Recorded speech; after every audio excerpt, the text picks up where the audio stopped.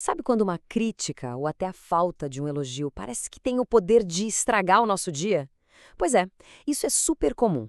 A boa notícia é que existe uma forma de blindar nossa paz contra essas coisas e hoje a gente vai mergulhar na sabedoria dos antigos estoicos para aprender a construir uma verdadeira fortaleza mental. Uma autoestima que, olha, não se abala com qualquer ventinho. E olha só essa frase do mestre estoico Mosônio Rufo. O que você pensa de si mesmo é infinitamente mais importante do que o que os outros pensam. É exatamente isso, né? A gente passa tanto tempo buscando aprovação lá fora, mas a validação que realmente conta, essa vem de dentro. É aqui que a nossa jornada começa. E que armadilha, hein? É aquela coisa. Basta uma palavra atravessada, um olhar torto e pronto. Nossa paz interior vai por água abaixo. Por que será que isso acontece? Simples. Porque a gente, sem nem perceber, entrega as chaves da nossa fortaleza mental para outra pessoa. E o pior, para algo que a gente nunca, jamais vai conseguir controlar, que é o que se passa na cabeça dos outros. Então, a grande pergunta é: como é que a gente constrói essa resiliência? A resposta está nesse guia incrível que a sabedoria estoica nos deixou. E não é sobre se tornar uma pessoa fria ou ignorar o mundo, viu? Pelo contrário, é sobre se fortalecer por dentro para poder lidar com o mundo aqui fora. E para isso a gente vai explorar 5 chaves poderosíssimas que abrem as portas dessa fortaleza. Vamos lá, a primeira chave. E essa aqui, gente, é a base de tudo. É o ponto de partida. Ela ensina a gente a fazer uma distinção que muda o jogo. O que está no nosso controle e o que simplesmente não está. É aqui que a gente descobre onde mora o nosso poder de verdade. A sacada aqui é a seguinte: o que machuca a gente quase nunca é o que acontece, mas sim o que a gente pensa sobre o que acontece. Pensa bem. Um comentário maldoso é só um som no ar. A decisão de se sentir ofendido com aquilo, essa decisão é 100% nossa. E é aí que está o nosso superpoder. E essa metáfora do barco é a imagem perfeita para isso, né?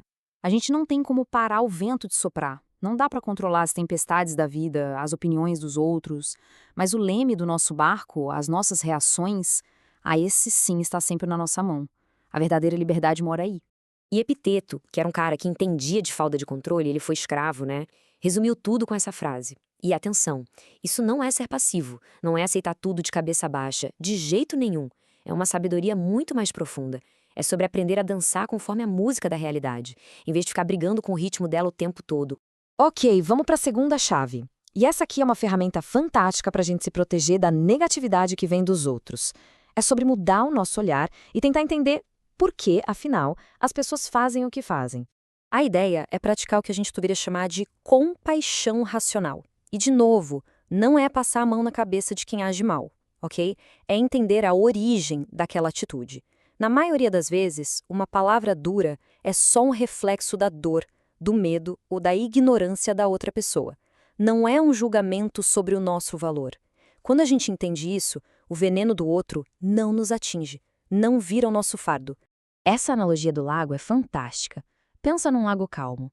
Se um vento forte bate, a superfície fica toda agitada. Mas a culpa não é da água, certo? A água continua sendo água. A agitação veio de fora. Com a gente é a mesma coisa. As palavras de alguém são o vento. Elas podem até agitar a superfície, mas não mudam a nossa essência. A agitação diz mais sobre o vento do que sobre o lago. E o imperador Marco Aurélio nos dá um conselho bem prático aqui. Ele diz pra gente dar uma espiada na alma de quem nos ofende. Quando a gente faz isso, quando a gente tenta entender o que se passa lá dentro, a gente percebe que a negatividade da pessoa não é sobre a gente. E aí a gente se dá conta, poxa, não vale a pena perder a paz por causa disso.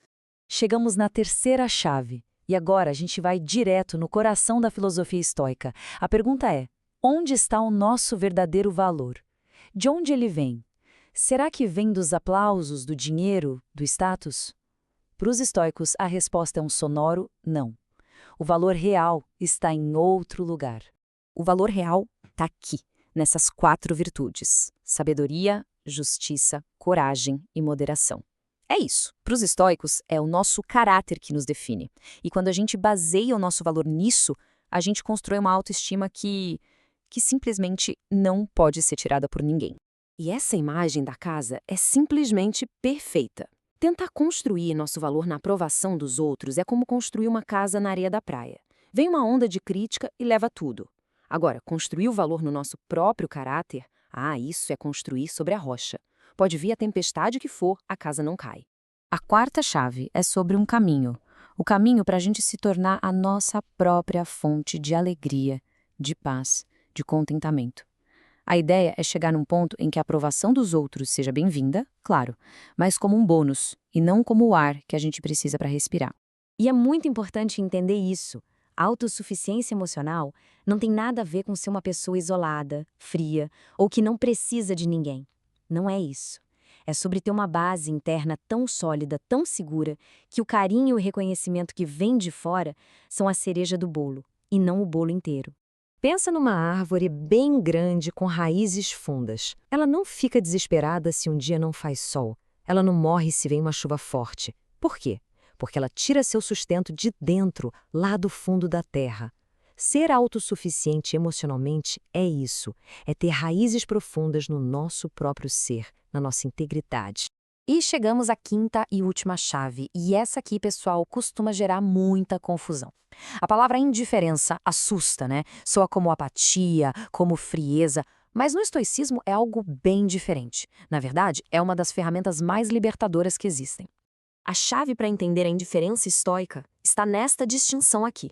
De um lado, o que é verdadeiramente bom, nosso caráter, nossas virtudes. Do outro, o que é só preferível. Veja bem, os estoicos não eram malucos, sabiam que é melhor ter saúde do que ficar doente, ter dinheiro do que não ter. Mas diziam, essas coisas são preferíveis, mas não são essenciais para uma vida boa e feliz. O essencial, o que realmente importa, está na primeira coluna. É aí que a nossa energia tem que estar. E Sêneca, como sempre, mata a pau. A pobreza, para ele, não está na conta bancária, está na cabeça. Está naquele desejo que nunca acaba de sempre querer mais. A partir do momento em que a gente para de precisar desesperadamente da aprovação, do próximo like, do próximo bem material, a gente descobre uma riqueza que ninguém pode tirar.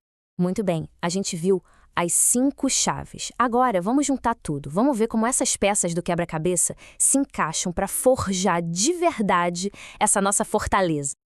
Então, o resumo da ópera é este. Primeiro, controle interno, focar no que a gente pode mudar. Segundo, compreensão, entender de onde vêm as atitudes dos outros. Terceiro, virtude, construir nosso valor no caráter. Quarto, autossuficiência, ser nossa própria fonte de paz. E quinto, indiferença, dar o valor certo para cada coisa. Se a gente pensar na fortaleza, o controle interno é a fundação. A compreensão é o fosso que protege. A virtude são as muralhas altas e fortes. A autossuficiência é o poço de água lá dentro, que nunca seca. E a indiferença é o portão de entrada, que a gente só abre para o que realmente importa. E para fechar, essa frase de Hecato de Rhodes amarra tudo de um jeito brilhante. A gente não controla o que acontece conosco, mas temos 100% de controle sobre como a gente responde ao que acontece. A liberdade, o poder de verdade, ele não está em controlar o mundo, está em dominar a nós mesmos. E é isso. A construção da fortaleza começa agora. Não precisa ser tudo de uma vez, claro. É um passo de cada vez. Mas fica a reflexão. Dessas 5 chaves que a gente conversou, qual delas parece ser a mais importante para começar? Qual é a primeira porta que precisa ser aberta nessa jornada para construir um valor próprio que seja, de fato, inabalável?